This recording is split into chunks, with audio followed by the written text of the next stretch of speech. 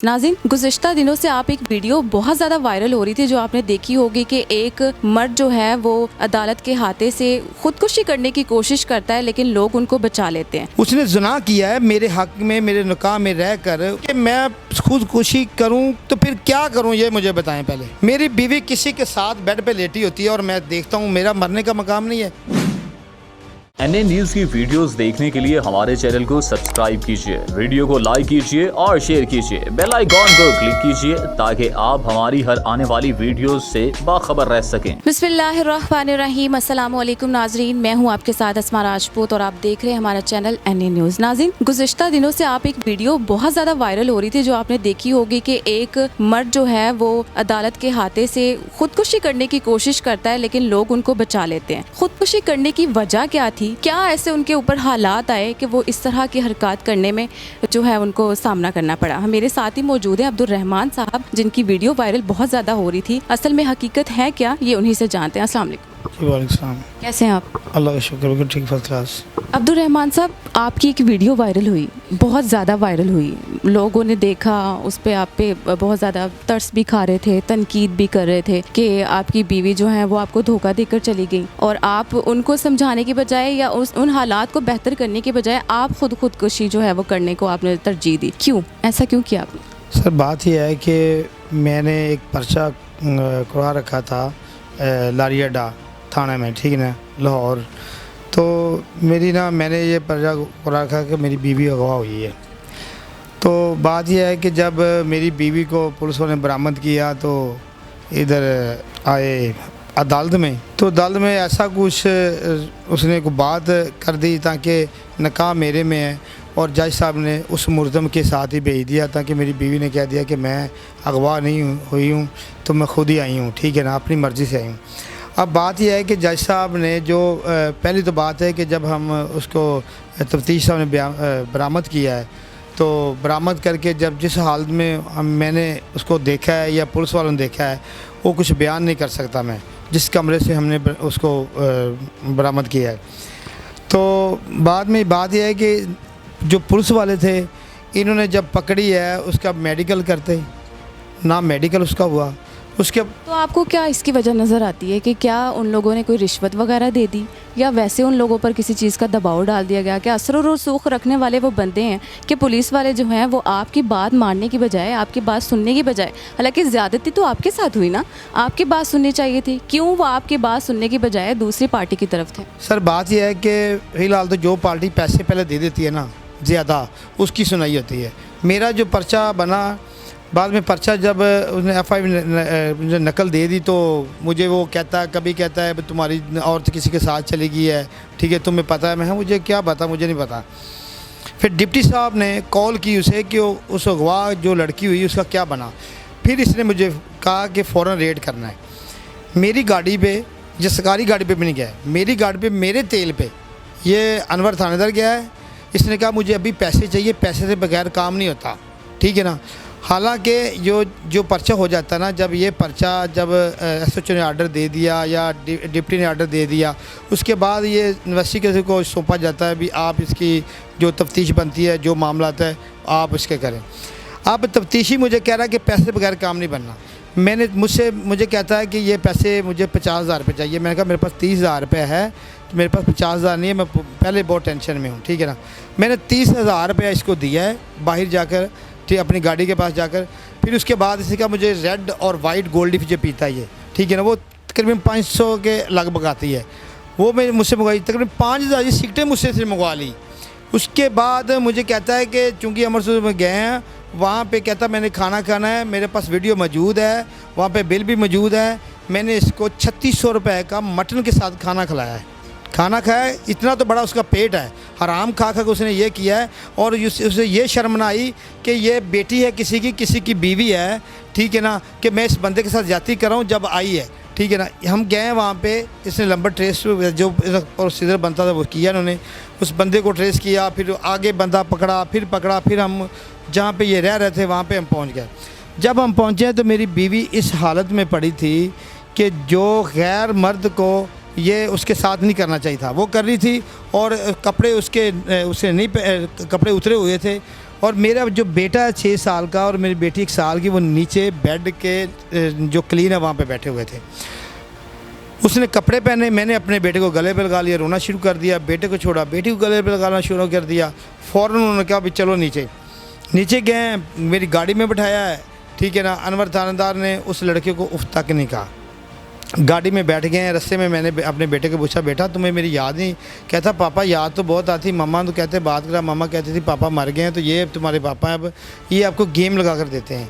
मैंने सोचा कि मैं कहता गवाह हुई है, तो ये क्या मामला है। लेकिन मैं सब बैठे नहीं बात की, मैं कोई बात नहीं की। जब थाने गए हैं, थाने में जाकर उन्होंने एक लहदा कमरे में बिठा दिया है। बैठा के फिर उसने ये कह दिया कि अनवर थानेदार मुझे कह रहा है कि आप ऐसा करें कि इस लड़की को किसी लेडीज़ पुलिस वाले को बुलाते हैं या दारुमान भेज के आते हैं। लेकिन टाइम भी ख़त्म हो गया था। फिर बात यह है कि जो फैक्ट्री में जो लड़का काम ज़हीर करता था वो भी आ गया। वो जब आया, ये अंदर लग चला गया, उसको बोतल पिलाई, इसने चाय पिलाई, जो भी है, ये बड़ा खुश होता बाहर आया है, ठीक है ना। फिर जब उसने देखा ना कि मेरा मालिक, जो फैक्ट्री का मालिक आ गया है, वो चला गया वाशरूम की दीवारें छोटी होती है, बैरक में जो होती है, उसने बेल्ट खोला है, पैंट उतार कर मुझे नंगा होकर दिखाता रहा है। और ये अनवर थानेदार सामने, मैं देख लो सर ये क्या करा। कहता मैं इसको मार दूँ, आप ना देखें। यानी कि इसकी मिली भगत से सारा काम होता रहा। फिर मेरी वाइफ को एक कमरे में बैठा दिया उन्होंने, SHO कमरे, जो तफ्तीशी का इनका इंचार्ज था। अच्छा अब्दुर्रहमान साहब, बात मुख्तसर मैं आपसे बस इतना चाहूँगी, ये तो आपने बहुत सारी चैनल्स पे जो है वो बता दी अपनी स्टोरी की, ये हो गया वो हो गया फला, लेकिन अब बात ये है कि आपकी बीवी आपके पास नहीं आना चाहती। यही हकीकत है ना कि आपकी बीवी अब चाहती हैं कि वो उन्हीं के साथ रहें। और अब आप क्या सोचते हैं, चाहे वो आपसे खुला ले लें, चाहे आप उनको तलाक दे दें, मामला तो ये ख़त्म हो ही जाएगा। हालांकि आपकी तरफ से ये बहुत कोशिश की गई कि आपकी बीवी को मना के आप घर ले आएँ सिर्फ बच्चों की खातिर। ज़ाहिर है बाप तो अपने बच्चों के लिए ये कर सकता है ना कि पाँव भी पकड़े, हर तरह से मिन्नत समाजत भी की कि मैं तुम्हें अभी भी कबूल करने के लिए तैयार हूँ, वापस आ जाऊँ। लेकिन वो मोहतरमा नहीं मानी इस चीज़ पर। अब आप क्या सोचते हैं कि जब ये मामला ख़त्म हो जाएगा तलाक वाला, तो फिर बच्चे तो अब ज़ाहिर है आपका बेटा जो है माशाल्लाह काफ़ी बड़ा है, 6 साल का है, तो वो आप सोचते हैं या समझते हैं, क्या इस पे आपने अमल किया है या काम कर रहे हैं कि आपके बच्चे आपके पास वापस आ जाएं? सर पहली तो बात ये है कि जो कानून के दायरे में जो कानून कहता है उसका प्रोसीजर होना चाहिए, ठीक है ना। उसके बाद है कि वो जो गुनाहगार है उसको सज़ा मिलनी चाहिए, नहीं गुनाहगार हो तो केस वाइंड अप हो, ठीक है ना जी। उसने ज़िना किया है, मेरे हक़ में, मेरे निकाह में रह कर उसका ज़िना कर रही है, क्या कानून इस इजाज़त देता है कि वो मेरे निकाह में रहकर गैर मर्द के साथ रहे? ना ही कानून इजाज़त देता है, ना ही हमारी शरीयत इजाज़त देती है कि आप किसी के निकाह में कि मैं खुदकुशी करूं तो फिर क्या करूं, ये मुझे बताएं पहले। मेरी बीवी किसी के साथ बेड पे लेटी होती है और मैं देखता हूँ मेरा मरने का मकाम नहीं है, क्या फिर मैं क्या करूँ? फिर मुझे खुद फैर मार कर करे। एक बंदा है जो पैसे ले लेता है, उसकी ये नहीं पता कि उसकी भी बेटी होगी उस तफ्तीशी की, जिसने मुझसे भी पैसे लिए, उससे भी पैसे ले लिए, और बाद में उसका मेडिकल होना चाहिए। उसका मेडिकल उसने क्यों नहीं किया उसका मेडिकल क्यों नहीं करवाया? फिर उसके बाद मेरी बीवी बयान दे रही है कि मेरे साथ ज़्यादती हुई है, तो वो कह रहा है कि आप ये बयान ना दें, बार बार उसको ये कह रहा है, उसको ट्यूशन दे रहा है कि ये ना कहो, ये ना कहो। ये क्यों कह रहा है? हालांकि उसका ये मामला नहीं है, जो बयान दे रही है उसको चाहिए वो लिखे। बार ये कह रहा है। फिर अदालत में ये कह रही है कि मेरे साथ जाती है, अदालत भी कह रही है आप उसको दारुल मान जाए। अब बात यह है कि मैं कहता हूँ कि मेरी बीवी जो है ना, वो बंदा अकेला कसूरवार नहीं है, मेरी बीवी भी उतनी कसूरवार है। मैं अब ये नहीं कहूँगा कि वो कसूरवार है।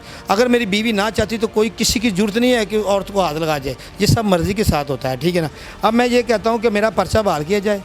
और अच्छा, आप पर एक FIR भी कटी हुई है कि आपने खुदकुशी की। सर वो तो उन्होंने मैं नेकी की ना, पुलिस वालों ने अपना किरदार है कि हम एक बड़ा अच्छा काम कर रहे हैं, एक बंदे का घर बर्बाद कर दिया, उसके ऊपर पर्चा कर दिया, ताकि ये जलील तो हो रहा है कि हमारी बात जो है ना, जो असल हकीकत वो बाहर ना आ जाए, ये अंदर चला जाए, सारा मामला वाइंड अप हो जाए। असल मामला तो उसने ये करी कि मैंने ज़बान तो उसकी करा रखी है बुरी, इंशाल्लाह पक्की भी मैं करा लूँगा। जो बंदे इस केस में मुलव्वस है सारों को पकड़ा जाए और उसका मेडिकल हो, पहले मेडिकल करके और बाद उस सारों को सज़ा मिले, बात ख़त्म हुई। और दूसरी बात यह है कि इबरत हासिल हो कि ये जो औरत ये कर रही है, कल को किसी की माँ, किसी की बेटी, किसी की बहन ऐसा ना करे जो ये कर रही है, ताकि पता चले कि इसने ये गुनाह किया है, निकाह में रहकर गैर मर्द के साथ रह रही है, ठीक है ना। इसी वाले से ये इबरत हासिल होगी। मैं ये नहीं कहता हूँ कि हर औरत गलत भी नहीं है, हर औरत सही भी नहीं है, हर मर्द गलत भी नहीं है, हर सही भी नहीं है, ठीक है ना। इसलिए दोनों तरफ इनका ये कसूर है, गलत है, दोनों तरफ से इनको सज़ा मिलनी चाहिए। बस मेरी यही रिक्वेस्ट है, अगर ये मामला नहीं करते तो फिर बताओ मुझे, आप अफसर ये बता दें कि अब्दुर्रहमान साहब आप ये कर लें, फिर मुझे खुदकुशी, मैं ये कहता हूँ खुदा रसूल की कसम, जो अगर मेरी बेटी मेरे बच्चे अगर मुझे ना मिले, अगर मुझे इंसाफ ना मिला, मेरी बीवी को सज़ा ना मिली, उसका मेडिकल ना हुआ, खुदा रसूल की कसम ऐसी ज़िंदगी से मैं बेहतर हूँ, वैसे मरना ही मुझे ठीक है। बाकी अल्लाह पाक ने मुझे उससे देना है, मैं हाई कोर्ट में आकर या उस अदालत के सामने अपने आप को आग ना लगाऊँ, तो उस मेरी बेटी की कसम जिसके पीछे मैं यहाँ पर जलील ख्वार हो रहा हूँ। खुदा ना करे, अल्लाह ना करे, बिल्कुल भी अब्दुर्रहमान साहब ऐसी हरकत ना कीजिएगा। खुदा ना खास्ता ये करने से पहले सोचने से भी पहले आप पहले ये सोच लीजिएगा कि अगर आपकी बीवी तो वही जो बदकिरदार हैं, हकीकत सी बात है, लेकिन खुदा ना खास्ता आपके बाद भी आपके बच्चों का क्या होगा, कौन संभालेगा उन्हें? कोई नहीं संभालेगा। वो जो जिनके साथ वो गई हैं, उसके मैं माँ बाप ना भी बात कर रहा हूँ, उसके माँ जो उसका बाप है ना असईर का, उससे मैंने कहा, वो कहता है कि मेरे बेटे की पहले शादी ऑलरेडी हो चुकी है, उसके 2 बच्चे हैं, तो एक उसने एक घर से लहदा चोरी शादी करके रखी हुई, इधर बेटी उसमें अभी तलाक का एक नोटिस दिया था, मेरे पास स्टाम है, लेकिन तलाक नहीं, सुलह होगी उनमें। अब वो भी इंशाल्लाह ताला अगले को बयान ऐसा रिकॉर्ड हुआ तो वो भी इंशाल्लाह आएगी। उसका वालिद कहता है कि हमने इसके साथ शादी नहीं करनी, सब ख़ानदान को पता, ये चोरी कर रहा था ना, तो उसके वालिद को पता चल गया, शादी नहीं हमने करनी इसके साथ। तो इंशाल्लाह ताला मैं 20-25 दिन के मैं आऊँगा, तो फिर अब मैं बात करूँगा। मेरा 3 लाख खर्चा हो गया, मैंने ये भी कह दिया तुम्हारा 3 लाख खर्चा हो गया, मेरी तो मेरी बर्बाद हुई है, इस तेरे बेटे ने इधर मेरी बर्बाद हुई है, हालांकि ये पैसे मेरे ज़ाया हुए हैं, लेकिन वो कहता 3 लाख खर्चा, मैं तुम्हें 3 लाख भी देता हूँ, मुझसे चेक ले लो, 2 माह के पैसे ले लो, मेरी बच्चे मेरी बीवी वापस कर दो।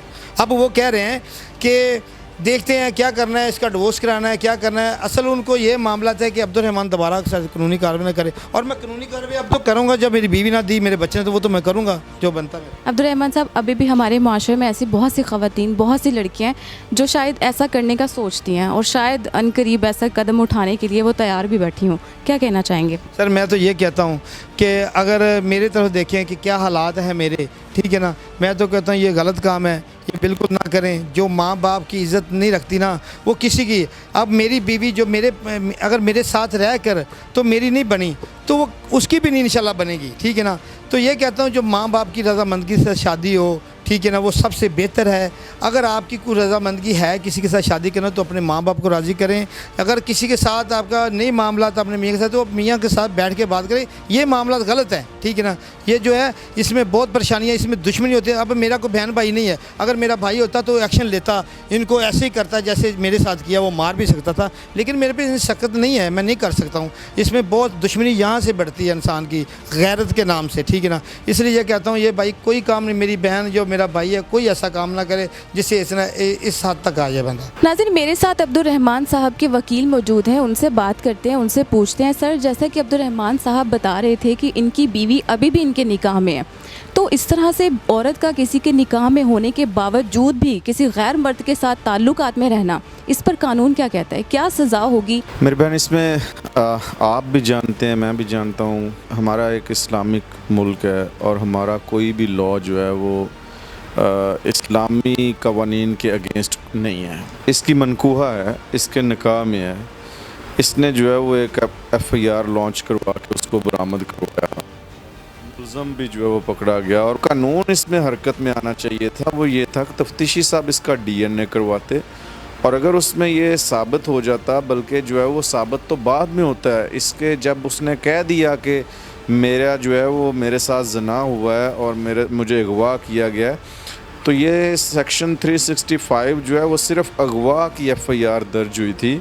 जब उसमें वो मगविया को बरामद किया और उसने कहा जब मेरे साथ जना किया है, फिर वो भी सेक्शन अट्रैक्ट करने चाहिए थे जो जना से डील करती हैं दफ़ात, वो भी उनको ऐड करके जुर्म आज़ाद करके उस पे इन्वेस्टिगेशन करनी चाहिए थी, और उस इन्वेस्टिगेशन के ज़िम्रे में उस मुलज़म से जो है वो उसको जो कटहरे में भी लाना चाहिए था और उसको सज़ा भी दिलवाना चाहिए थी। यहाँ पे डिफरेंट सिनेरियो हुआ।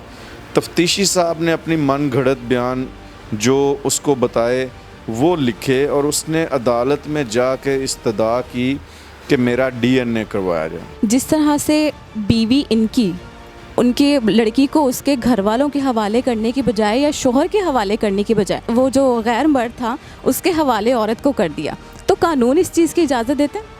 नहीं, इसमें ये है कि जब एक मेजर पर्सन, कोई भी मेजर पर्सन है, उसकी जो है वो रज़ामंदगी जानी जाती है कि वो जहाँ चाहे आज़ादाना जा सकते हैं। लेकिन हालातों वाक़यात के मुताबिक कि हर केस डिफरेंट नवैयत का होता है, अपनी नवैयत के मुताबिक जो है उसमें फ़ैसला उस केस की नवैयत के मुताबिक करना चाहिए। आखिर में इजाज़त चाहूँगी, अपनी बहुत सारी दुआओं में मुझे भी याद रखिएगा। खुदा निगहबान।